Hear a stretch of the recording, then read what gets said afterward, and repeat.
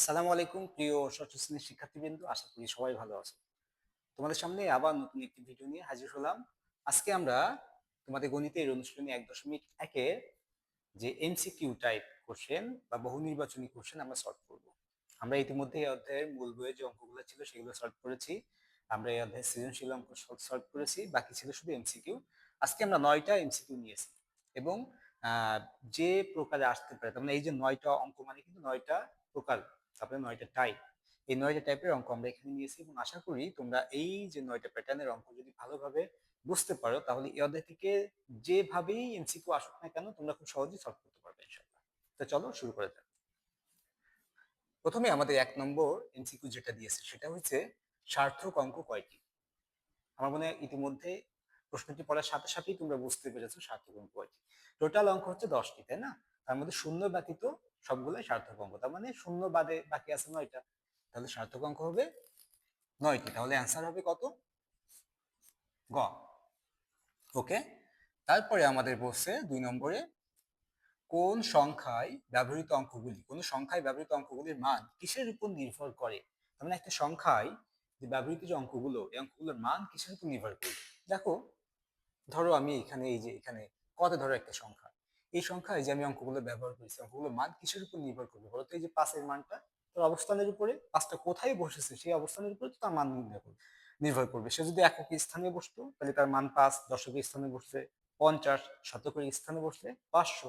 তাহলে দেখো আমাদের অপশনে প্রথমে বলছে অঙ্কপাতন না, ঘতে বলছে বিভাজ্য, গতে বলছে বিভাজ্য, কোনোটাই না। আমাদের ঘতে বলছে অবস্থান, এটা সঠিক আনসার। কারণ কোন সংখ্যায় ব্যবহৃত অঙ্কগুলোর মান নির্ভর করে ওই সংখ্যা অঙ্কগুলো কোথায় অবস্থান করেছে। তাহলে অ্যান্সারটা হবে ঘ, অবস্থানের উপর নির্ভর করে। ওকে। 3 নম্বরে আমাদের বলছে অঙ্ক পাতনে কয়টি অঙ্ক ব্যবহার করা হয়। দেখো, অঙ্ক পাতন মানে কি? অঙ্ক দ্বারা কোনো সংখ্যা লেখা। আচ্ছা, অঙ্ক কয়টা পৃথিবীতে? আমরা যে সংখ্যা প্রকাশের যে চিহ্ন বা প্রতীক, এটাকে তো অঙ্ক বলি, তাই না? অঙ্ক কয়টা? অঙ্ক 10টা। তাহলে এর বাইরে কি কোনো অঙ্ক তুমি ব্যবহার করতে পারবা? পারবা না। তাহলে সংখ্যা লিখতে গেলে তোমাকে কিন্তু এই 10টা অঙ্ক নিয়েই লিখতে হবে। তুমি যত বড় সংখ্যায় লেখো অথবা যত ছোট সংখ্যায় লেখো না কেন। তাহলে এখানে বলছে অঙ্ক পাতনে কয়টা অঙ্ক ব্যবহার করা যায়, সর্বোচ্চ তুমি 10টা অঙ্ক ব্যবহার করতে পারবে, কারণ 10টার বেশি তো অঙ্কই নাই, তাই না? তাহলে অঙ্ক পাতনে অঙ্ক ব্যবহার করা যায় 10টি। গ সঠিক অ্যান্সার। ওকে। 4-এ আমাদের বলতেছে যে এখানে আমাদের কিছু অঙ্ক তুলে দিয়েছে, দিয়ে বলছে এর মধ্যে কোনটি স্বাভাবিক সংখ্যা নয়। দেখো, স্বাভাবিক সংখ্যা কাকে বলে? আমরা জানি সংখ্যার, আমি প্রথম ক্লাসেই বলেছিলাম সংখ্যার অনেকগুলো শ্রেণী বিভাগ আছে এবং আস্তে আস্তে তোমরা শিখে ফেলবে এইগুলা। তো এই শ্রেণী বিভাগের মধ্যে একটা হচ্ছে স্বাভাবিক সংখ্যা। এই সংখ্যা হচ্ছে কি? যে সকল ধনাত্মক পূর্ণ সংখ্যা। তার মানে স্বাভাবিক সংখ্যা হতে গেলে, আমি যদি এগুলো মুছে দিই, স্বাভাবিক সংখ্যা হতে গেলে 2টা শর্ত আছে।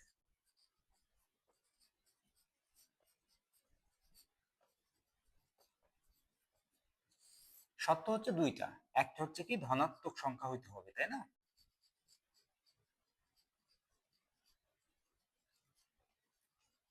আর 2 নম্বর শর্ত হচ্ছে পূর্ণ সংখ্যা হতে হবে। তার মানে কোন সংখ্যা যদি ধনাত্মক হয় এবং সেটি যদি পূর্ণ সংখ্যা হয় তাহলে সেটি হবে স্বাভাবিক সংখ্যা। তাহলে শূন্য ব্যতীত, শূন্য কিন্তু স্বাভাবিক সংখ্যা নয়, কারণ শূন্য ধনাত্মক সংখ্যা নয়, শূন্য পূর্ণ সংখ্যা, কিন্তু শূন্যকে বলা হয় অঋণাত্মক সংখ্যা, সে ধনাত্মক সংখ্যা নয়।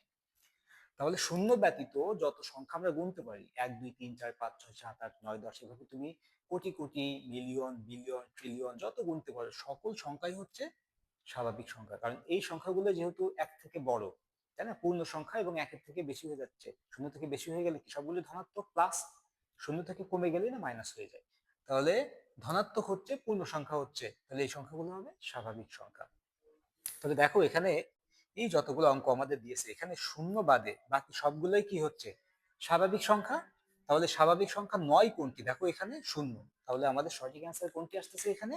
যে স্বাভাবিক সংখ্যা নয় বলছে আমাদের, তাই না? স্বাভাবিক সংখ্যা নয় কোনটি? শূন্য। তাহলে অ্যান্সার হচ্ছে ঘ। এছাড়া বাকি সংখ্যাগুলো সবই স্বাভাবিক সংখ্যা। ওকে।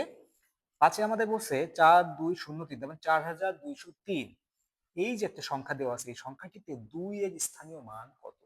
তাহলে দেখো 2 এর স্থানীয় মান 2 বসছে কিসের ঘরে, একক দশক শতকের ঘরে, তাই না? তাহলে 2 এর স্থানীয় মান কত হবে, যেহেতু শতকের ঘরে তাহলে 200। দেখো তো 200 কোথায় আছে, ঘতে আছে, তাহলে আমাদের অ্যান্সার খ সঠিক। ওকে, আশা করি পাঁচটা ভালোভাবে বুঝছো।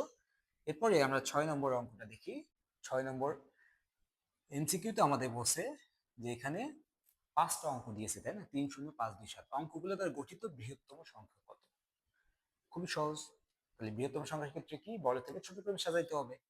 সবার প্রথমে আসবে 7, তারপরে 5, তারপরে 3, তারপরে 2, তারপরে 0, তাই না? তো 7 5 3 2 0, দেখো তো কোথায় আছে, 7 5 3 2 0 খতে আছে, তাই না? তাহলে অ্যান্সার হবে খ। আচ্ছা, এখানে যদি বলতো ক্ষুদ্রতম সংখ্যা, তাহলে কি হতো, দেখো তো ক্ষুদ্রতম সংখ্যা যদি বলতো তাহলে সবার প্রথমে ছোট সংখ্যা নিতে হতো। ছোট তো শূন্য, শূন্য তো প্রথমে বসে না পূর্ণ সংখ্যার আগে। তাহলে শূন্য বাদে ছোট সংখ্যা কি আছে, 2। 2 এর পরে আসতো শূন্য, তারপরে ছোট ক্রমে সাজাও, তারপরে আসতো 3, তারপরে 5, তারপরে 7। যদি এই অঙ্কগুলো দ্বারা ক্ষুদ্রতম সংখ্যা গঠন করতে বলতো তাহলে সেটা হতো এই যে 20,357। আশা করি বুঝতে পেরেছো। সাথে আমাদের কি বলতেছে দেখো, 4 অঙ্কের ক্ষুদ্রতম সংখ্যার আগের সংখ্যা কত? 4 অঙ্কের যে ক্ষুদ্রতম সংখ্যা, সেই সংখ্যাটি আগের সংখ্যা, তার মানে ওই সংখ্যা থেকে 1 কম, তাই না? আগের সংখ্যাটি, তাহলে দেখো 4 অঙ্কের ক্ষুদ্রতম সংখ্যা আমরা জানি প্রথমটা 1 হয়, বাকি সবগুলো হয় 0। এটা হচ্ছে 4 অঙ্কের ক্ষুদ্রতম সংখ্যা, এর আগের সংখ্যা, তাই না? এই সংখ্যা থেকে 1 বিয়োগ করলেই তার আগের সংখ্যা পাওয়া যাচ্ছে।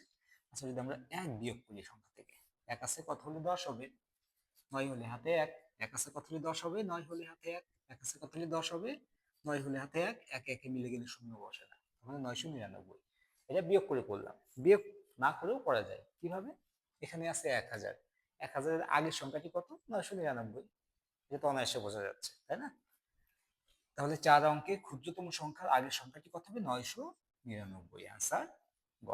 এখানে 4 অঙ্কের ক্ষুদ্রতম সংখ্যার আগের সংখ্যা না বলে বলতো, যদি বলতো পরের সংখ্যা কত, তাহলে 4 অঙ্কের ক্ষুদ্রতম সংখ্যা থেকে 1 বেশি হতো সেটি, তাই না?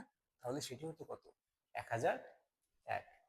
তো আশা করি বুঝতে পেরেছো। এটাকে চেঞ্জ করতে পারি কিভাবে, 4 অঙ্কের জায়গায় বলতে পারে তোমাকে 6 অঙ্কের ক্ষুদ্রতম সংখ্যার আগের সংখ্যা কত, অথবা 7 অঙ্কের ক্ষুদ্রতম সংখ্যার আগের সংখ্যা কত, অথবা ক্ষুদ্রতম সংখ্যার পরের সংখ্যা কত। যেভাবেই বলুক না কেন, সেখান থেকে যদি ক্ষুদ্রতম সংখ্যার আগের সংখ্যাটি বলে, সেটা 4 অঙ্কের হোক, 5 অঙ্কের হোক, 6 অঙ্কের হোক, তাহলে আমরা দেখতেছি সেটা কি হবে, ওই যে 5 অঙ্কের যদি বলে তার, এটা ছিল 4 অঙ্কের, তাহলে আগে যে ক্ষুদ্রতম সংখ্যা, সরি 4 অঙ্কের ক্ষুদ্রতম সংখ্যা আগের সংখ্যা, সেটা দেখো তো 3 অঙ্কের বৃহত্তম সংখ্যা হচ্ছে, তাই না?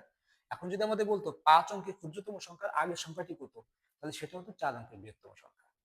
যদি বলতো 7 অঙ্কের ক্ষুদ্রতম সংখ্যার আগের সংখ্যাটি কত, তাহলে সেটা হতো 6 অঙ্কের বৃহত্তম সংখ্যা।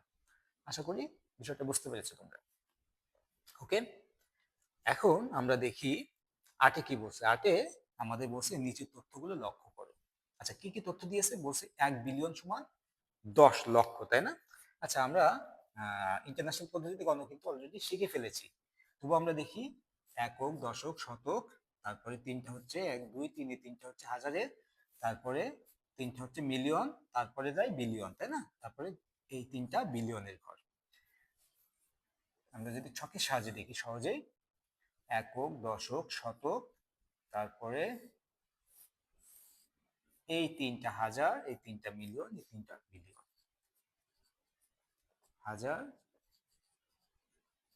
মিলিয়ন, আর এখানে বিলিয়ন, তাই না? এটা হচ্ছে একক, এটা হচ্ছে দশক, এটা হচ্ছে শতক।